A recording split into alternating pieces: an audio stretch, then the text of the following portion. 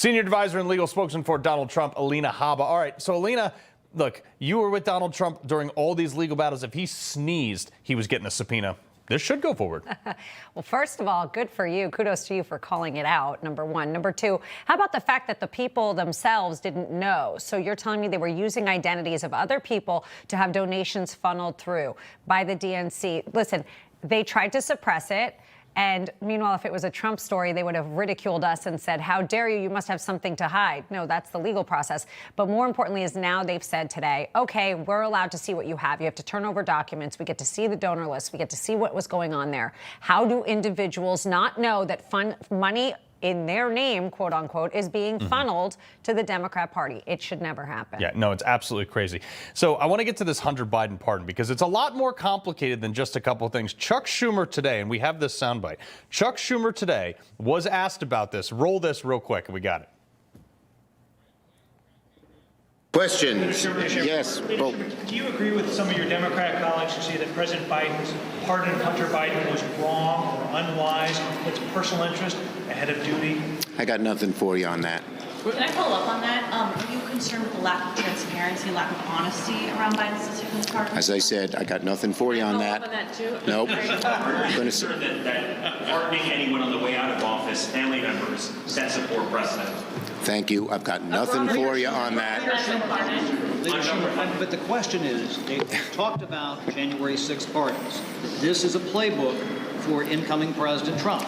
Isn't this a problem? Did he not establish a bad precedent for pardons? I got nothing for you on that. I got nothing for you on that. I got nothing for you on that. Could you imagine if I did a press conference and somebody asked me a question and goes, sorry, America, I got nothing for you on that? I mean, what could speak louder than that? He's basically saying, I don't agree with it. We're all completely blindsided by it. We had KJP telling us time and time again, there's some great memes out there right now, saying, I've answered this before, Peter Doocy. We are not going to do. We're not, Hunter Biden will not be pardoned.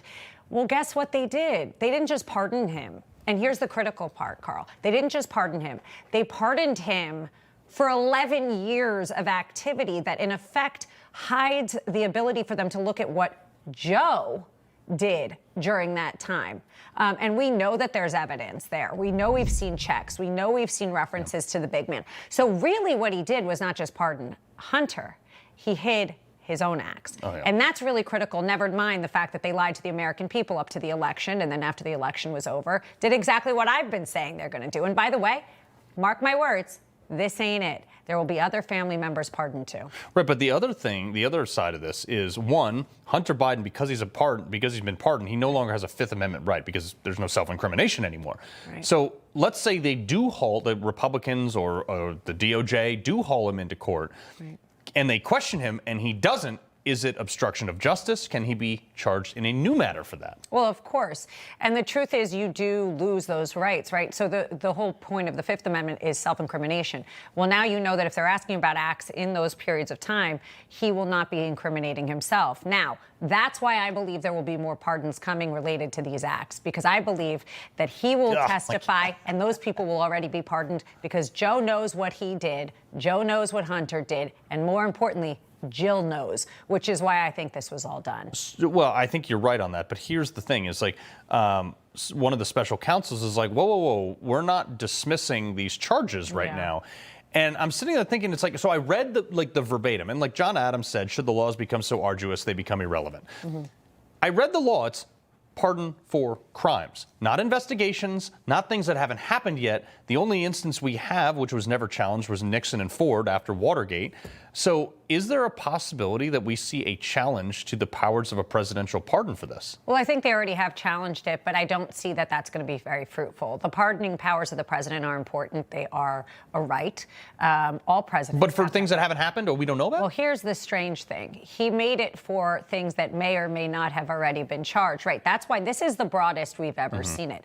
I am telling you, we will have more transparency when we see who else he pardons and why. And I have zero doubt that he will probably pardon himself. So, and a lot of the the Republicans are worried, and myself included, saying, well, this is going to be it. And I'm thinking to myself, it's like, yeah, so after the murder happened, should we not go after him because the person's already dead? I mean, that's the kind of the logic. Well, there's also another challenge, which is that there's outstanding subpoenas right now that Hunter Biden has not given his information that was requested.